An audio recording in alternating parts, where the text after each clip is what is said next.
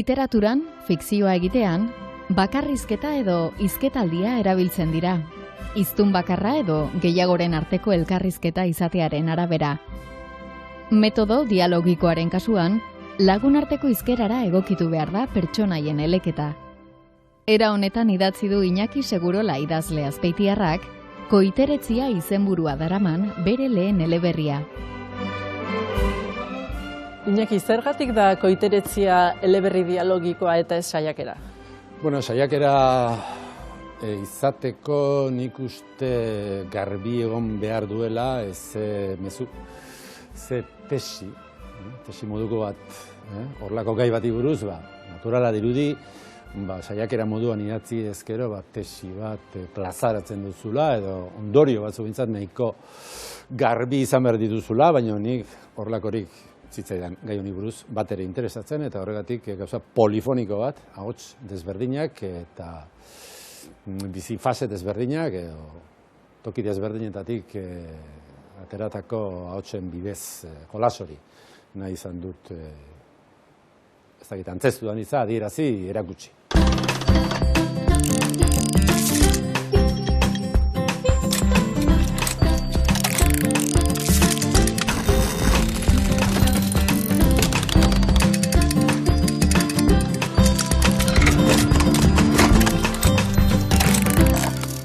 Filologoa zara ikasketez eta lanbidez hiztegigile. Zertan datza zure lana? Bueno, ni nagusiki bi proiektutan egon naiz, bat Orotariko Euskal Hiztegia, Koldo Mintxelenak hasi zuen obra erraldoi bat, luze bat, eta bigarrena Euskal Hiztegi Historiko Etimologikoan ere egon naiz 10 bat urtez. Eta horiek izan dira, orain Euskal Herriko Unibertsitateko ikertzailea naiz, eta egungo Euskararen hiztegia ari naiz laguntzaile moduan. Ibon Sarasola jaunaren lan bada eta hor laguntzaile moduan nabil. Zenbait edabidetan kolaboratu izan duzu, batzutan aldizkariak izan dira, edo egunkariak, edo irratian, Euskadi irratian esaterako. Zer nahiago duzu, ahozkotasuna edo idazketa? Ez nuke aukeratuko bat. Momentuan egia da, egiterakoan atsegin handiago ematen dit ahozkotasunak hitz egiteak, baina idatzizkoa luzarorako gelditzeko asmoarekin edo beste desberdina da, beste estilo bat lantzea edo gehiago esan nahiko luke, ez dakit, desberdinak, ez nuke bat aukeratuko. Iñaki, Azpeitiko zezen plaza eder honetan gaude, Koiteretziarekin zerrikusia duelako?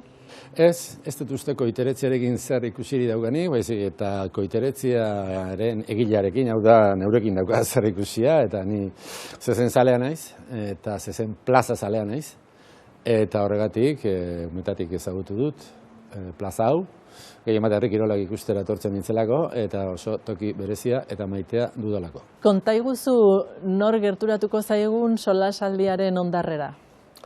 Solasaldiaren ondarrera hurbilduko zaigu Aimar Uri Bezalgo,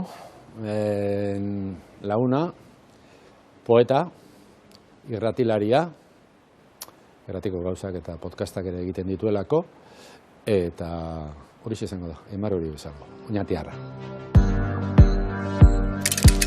Ikartzen duk gaitzaren izen ofiziala, COVID-19, denok ikasi diagu izena, COVID-19. Coronavirus Disease 2019 omen du. Hartzen duk izen ofizial hori eta esan askar. 2020ko martxoaren 14an dekretatu zen itxieran du liburu honek abia puntua, itxieran edo konfitamentuan behin eta gehiagotan esaten den bezala liburuan. Bai, liburu honi zehazkiago esan da, sinitzen idazten apiril horretan, konfinamendu itxialdi bete-betean. Ez dakit zergatik eta nola, baina bururatu zitzaidan, bizitzen ari ginen horretaz zerbait idaztea. Hasieran ondo irakurtzeko ohar bat dakar liburuak, eta ondorengo dialogoen zeinu grafikoak zein pertsonaiari dagozkien azalpena. Bai, hiru pertsonaia dira, hiru zeinu dira, hiruki txiki bat, lauki txiki bat, eta izartxo moduko bat. Horren daude gizon heldu bat, emakume gazte bat, eta gizonezko gazte bat, eta ez da izenik agertzen. Ez da izenik agertzen, gero, gehiagi spoiler hartu gabe, gero izen bat edo beste agertu liteke, baina ez da berez izenik agertzen, eta dena dira zeinu grafikoekin esan didate. Horrek hasieran zailtasuntxo bat edo dakarrela, baina gero bat ohitu egiten dela. Hiru pertsona hauek ezberdinak dira adinez edo gizarte mailez edo ikuspegitik ere bai. Euren bitartez, bakarrizketa bat izan zitekena dialogoen bidez kontatu duzu? Bai, bakarrizketa edo ahots bakar bat gehiegi hurbiltzen da saiora, eta saio batean jarrera bat garbiago edo eduki behar da. Neri interesatzen zitzaidana zen ahots desberdinak, adin desberdinak, jarrera desberdinak izatea edo jarrera desberdinetatik abiatzea behintzat, eta hor jarrera horiek bizitzako gertakizunekin nahasirik eta elkarreragin bat dagoelarik jarrera horien bilakaera bat, jarrera horien aldakortasun bat, ze hasieraneko jarrera garbiak edo gogorrak dituzte, hirurek eta gero horiek aldatzen joaten dira denbora pasatu ala eta bizitzako gorabeherak gertatu ala. Hiru pertsonaia hauen artean, bi izan daitezke negazionista edo konspiranoiko, eta bat da ofizialista. Hasieran hala da, hasieran mutil gaztea, oso ofizialista da, eta beste biak, gizon heldua eta emakume gazteak oso kritikoak dira, ofizialismoaren hizkuntzan esan da, konspiranoikoak edo negazionistak, baina oso garbiegi bezala dira. Baina hori hasieran da, eta gero gauzak aldatu egiten dira, numetetik abiatu behar da, pixket jarrerak zein diren, eta bar, eta gero bizitzan zer gauza gertatzen diren, hori da. Bai, badago baita ere dudazionista dena ere. Bai, dudazionismoa hitz horrekin agertzen da, hasierako jarrera gogor horietatik dudazionismora, ez dakit, badago joera natural bat, ez dakit naturala den, baina gizartean ere badago, hasieran jarrera batean zaude, egon gaitezke, egon daiteke edonor, eta gero hainbeste zera daude, hainbeste gora bera, hainbeste datu, hainbeste gertakizun, hainbeste nobedade, nun dudak sortzen diren eta batek ez dakien azkenerako non dagoen. Eta ni hori iruditzen zait interesantea, ez da aldakortasun hori, eta bateko eta besteko iritziak eta jarrerak eta ikerketak irakurri, eta horien berri jakin ondoren, etzera sartzen nik bereizten ditut dudazionismo, ofizialismoa niretzat da dena sinesten dutenak, eta bestea, konspiranoia edo dena dalakoa izango zen, edo zer sinesten dutenak oso antzekoa dira, baina ez dira gauza bera. Dena sinestea da, hau esaten didate, aditu ofizialek eta telebistak, hau dena da horrela. Hori da, dena sinesten dut. Eta hau da, akuarioaren, jasa kuantikoaren, ilargiaren, bigarren faseko, ez dakizar, hori da edo zer sinestea. Eta hor tartean leku zabala dago, oso zabala dago, asunto honetaz pentsatzeko eta sentitzeko. Esan daiteke koiteretzia liburua badela korrekzio politikoaren alde edo urruntzen den artefakto bat. Bai, ze korrekzio hor bi adar izango lituzke korrekzioak, ez? Korrekzioaren adar ofizialista eta korrekzioaren adar, ez dakit nola esan, negazionista, edo.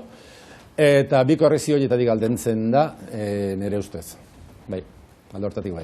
Era berean, koiteretzia edo COVID-19 gaixotasuna da liburua zeharkatzen duena goitibera, eta baita ere euskarak pisu handia dauka, ahoskera esango nuke batez ere. Izenetik hasiko gara, izena koiteretzia da, COVID-19 da izen ofiziala, mundu guztian, lehenengo aldiz, historian, mundu osoan, gaitz batek izen bera dauka, hori ez da sekula gertatu.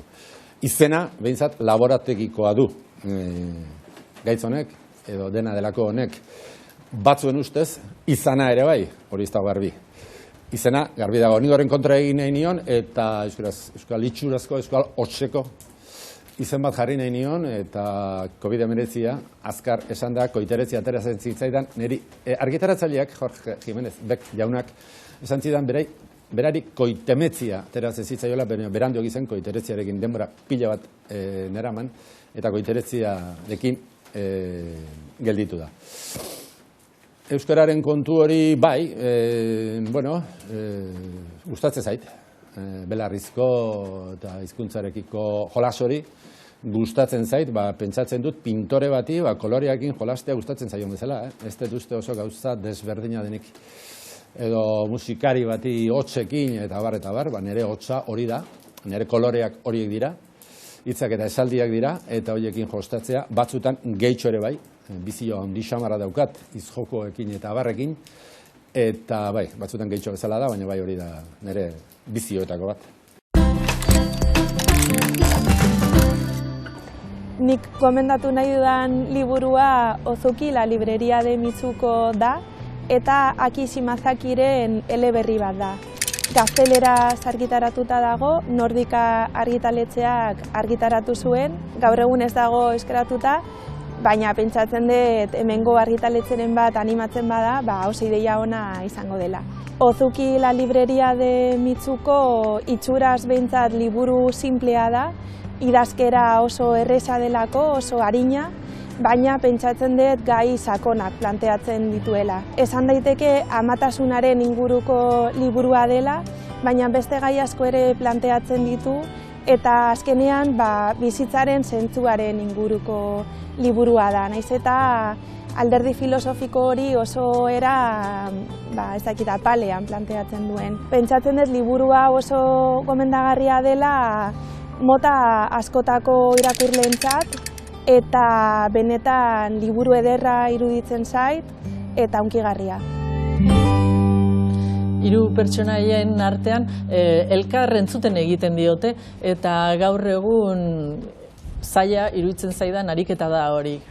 Bai, nik esango nuke koiteretziaren kontu honetan, edo mega asunto honetan, edo mega gertakari honetan, elkarrizketa eta eztabaida oso zaila dela.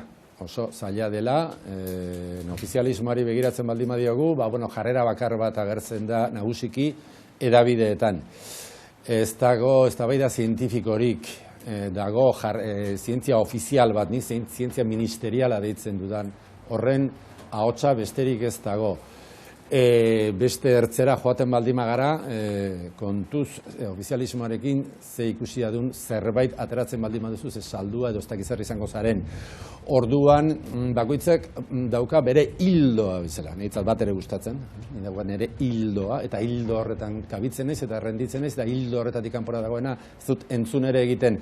Orduan gizartean eta edabidetan egon ez dan hori, eztabaida hori, eztabaida ireki, eztabaida libre hori, oraindik ere ez dut uste dagoenik, hau da, liburu hau da, baita ere modu bat, ez dagoen hori, fikzioaren bitartez, edo erdifikzioaren bitartez garatzeko edo erakusteko.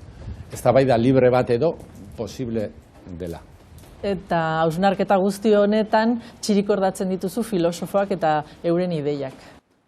Bai, badaude, danetik dago, jendeak asko hitz egiten du, eta ez du bakarrik hitz egiten koiteretziari buruz, eta bar, bizitzaz hitz egiten du, bizitzari buruzko jarreren inguruan ere hitz egiten du, eta bai, agertzen da bizitzari zentzuari buruzko gauza batzuk, goratzen naiz, agertzen direla.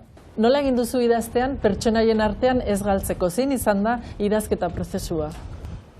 Bueno, nahiko argi edukitzea hiru pertsona. Baina batzuetan pertsona inguruko, pertsona ezagunekin pentsatzen nuen, ez dut esango, zeinekin pentsatzen nuen. Ez talako leku baina bestela ere ez, zer gauza batzuk, ez dira denak esatekoak. Baina pertsona jakin batzuekin pentsatzen nuen, eta nahiko garbi ikusten nuen, irudikatzen dituen hiru pertsona, ez da hain zaila hiru pertsona irudikatzea, eta 5 izan balira hor zailago izango zen, baina hiru ez da hain zaila irudikatzea. Zailagoa da, gero hor pertsonaia bakoitzaren bilakaera ea nondik nora, edo ea nola uztartzen den hori, eta nola txirikordatzen den, zuk esan duzun bezala, bizitzan beraiei gertatzen zaizkien gauzekin. hori da, zailtasuna fikzioan nik horrela hor ikusten dut. Harritu, asko harritu nabe nire bizitzan, ez da? Baina asko maite dut John Banvillen El Mar novela, kasi-kasiko obsesionatu indaz horrekin. Eta behin eta berriro gomendatzen dudan novela bat da. Tatiana Tibuleaken El Jardín de Vidrio aukeratu dut. Tatiana Tibuleaken aurrekoa El verano en que mi madre tuvo los ojos verdes ikaragarri gustatu zitzaidan. Eta bigarrengo honekin nire espektatiba guztiak gainditu ditu. Kontatzen digu Lastoska Moldavian bizi den haur baten historia, bere identitatearen bila dabil. Eta protagonista honen bitartez, herrialde oso baten identitatearen galera ere kontatzen digu, hizkuntza nola erauzi eta beste bat inposatu dioten, eta garai gris hauen ikuspegi ederra erakusten digu, berak aipatzen duen moduan kaleidoskopio bat balitz bezala. Requiem, Ana Akhmatovarena, estalinismoaren denboran, errusiak populuak bizi izan zuen dolorearen aldeko alako kantu lantzinante bat da. Izenpetuko nuke, baina hak ukan zuen bizitza bizi izan gabe. Gure gainean dira hileta izpiak. Oinazez okertuta, Errusia, aratza. Furgoi beltz, hoietako gurpilen azpian, eta odoldutako boten pean datza. Iñaki, zer lotzen zaituzte Aimar eta zu? Bueno, nik Aimar ezagutu nun pobreziak, bere ikuskizun, entzunkizun poetikoa. Egin zuenan, pare bat aldiz ikusi nuen, da gero lagun baten bitartez, esan daiteke lagunak edo bihurtu ginela. Eta gero baita ere irrati saio bat egiten dugu, botere guztia biribilgune izenekoa, Urretxu Zumarragako Kakinzona irrati librean. Eta, bueno, estimatzen dut bere zitasuna. Ez da ezer esatea, baina horretan txutziko dut. Eskerrik asko. Bai, da gero, eta horren harira, noiz behin planak eta hola egite ditugu, ez dakit, obazkariak edo plan arraroak, edo egun pasan un baitera joan, taperrekin, kalean jan, eta holako gauzak, ez? Bai, plan arraroak egiten ditugu. Aimar, COVID-ak kulturari bete-betean eman dio, eta hainbat jardun kultural eten egin ditu, edo eten egin behar izan dira, nola bizi izan duzu eta ari zara hori bizitzen? Kontsumitzaien ikuspuntutik, ez? Oda, nun baitera ikusi bezala joatea edo ikuspuntu horretatik, nahiko ongi, ze enaiz asko mugitzen kultura munduan, eta enaiz bereziki jarraipin bat egiten dudan horietakoa, edo horren alde hortatik ondoa. Eta gero, beste holtzaren gainetik, ez dit asko egia esan asko eragin, ze nik nire poesia emanaldiak eta egiten ditut, baina iritsi zen momentua jente gutxik deitzen zidala. Ez du propaganda egiten, internet eta ezer, orduan nolabait txispa hori, ahoko hori gastatuta neukan, eta, zehose eraingo zidan, segurenik, ze hor konfinamendu garaien, eta hor 0. Baina, ni behintzat ez du sufritu, ez da gai bat sufritu egin dudana. Nola bizi duzuzuk hori? Aimarren eran gutxi gora bera, nire ez naiz ikaragarri kultur kontsumitzailea, eta, gehiago naiz, egile esango dut, idaztea eta horrelako eza gustatzea ezki, eta horretarako berdin da, konfinamentuak ia onak eta ganak izan daitezke. Idaztean kontua oso soliteixua. Bakarlana da, bakarlana da. Zait oso sanoa den, baina bakarlana da. Ez da publiko bat, ez? Ez da publikorik. Hori ondioan azmaitiko da orduan, imaginatu. Zu idazten eta jentea publikoan, bai, asmatzeko da. Aimarri irakurri diot poesiak zerbait sentiarazi egin behar duela, naiz da kritikatzeko baldin bada ere, hori bera gertatu zaizu zuri koiteretziarekin? Bai, Aimarrek esaten zuen, izan du, ezagite gogoratuko den, baina deserosotasun bat sortu behar lukela poesiak edo. Nik uste, honek irakurle batek esan dit, ez zuela bate eroso eta bat ere gustura irakurri. Ofizialismoan kokatuko genuke irakurle hori, eta ez zion bat ere graziarik egin, hor, esaten diren gauza askok. Nik ez ditut esaten berez. Pertsonaiak daude eta pertsonaiak hitz egiten dute. Nire iritzirik ez da agertzen, hori da saio bat. Ez egitearen abantailetako bat da, zu ez zarela hor agertzen berez.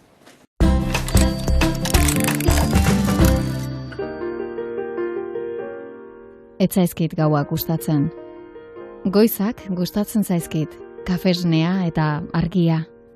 Odeiak zeruan leihoaren bestaldetik, jendea ara eta ona kalean, arrainontzi baten barruan bezala, batera eta bestera, betiko bideak eginez. Ni, zu, ura. Istorio bat lehen, bigarren edo hirugarren pertsonan kontatzea. Irakurleok ez gara ia erreparatzen, baina burua uste handia omen da idazleentzat. Karmele Jaiok ahots guztiak probatu ditu, eta nahastu ere bai. Idazten ari naizenean, batzutan lehen pertsonan hasi, atzera egin, honek muga asko jartzen dizkit, hirugarren pertsonara pasatu, hau da, jolasean ere ibiltzen naiz. Horren aurretik badago beste autu bat, beste erabaki bat, eta da zein perspektibatik, nundik, hau da, zenbat daki narratzaile horrek kontatzen ari denaz, nundik ari da begiratzen. Nire azken lanean adibidez, Aitaren etxean, garrantzi handia hartzen du honek. 3 pertsonaien begietatik kontatzen dut historia, eta erabiltzen ditut 2 pertsona narratibo. Bi pertsonaietan erabiltzen dut bigarren pertsona, pertsonai batean erabiltzen du lehen pertsona. Nire bortxaketa deskribatu nuen. Inoiz gertatu ez bada ere, detaile guztiekin deskribatu nuen, eta paperean idatzita utzi. Hitzak denbora luzez nire buruan bere kabuz antolatzen ibili balira bezala irten ziren, errenkadan. Pertsona oso egokia da, barne pentsamenduak kontatzeko, barne mundu hori kontatzeko, baina pertsonaia mugitu behar duenean, eta ara eta ona ibili behar denean, akzio horiek kontatzeko lehen pertsona oso ez da innaturala, da, banoa arutz, oso zaila da. Badauka ere batzutan arrisku bat, narratzailea eta autorea nolabait nahasteko batzutan. Eta batzutan ere ematen dit sentsazio bat pixkat klaustrofobikoa. Muga horiek ditu, ez? Baina aldiz ematen dizkizu beste gauza batzuk, ez? Gertutasun hori eta pertsonaiaren ahotsa hain gertutik entzute hori. Erabili izan ditut asko ipuinetan adibidez bigarren pertsona. 15 urterekin heldu zinen Gasteizera.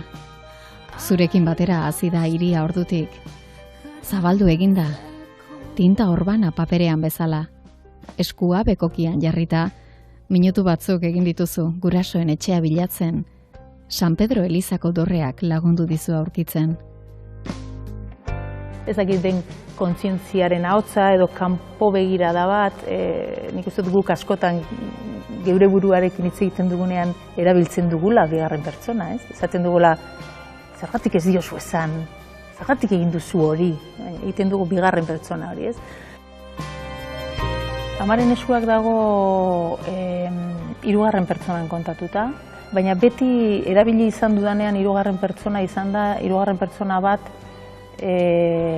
oso fokalizatua egon dena pertsonai batean, eta pertsonaia horren barne mundura sartzeko baimena izan duena.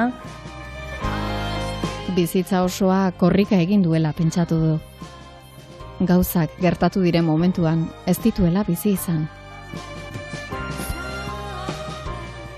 Gaztelerara itzuli nuenean, batean 3. pertsona hori egitzen zitzaidan hotza, urruna, eta erabaki bat hartu nuen lehen pertsonara pasatzea.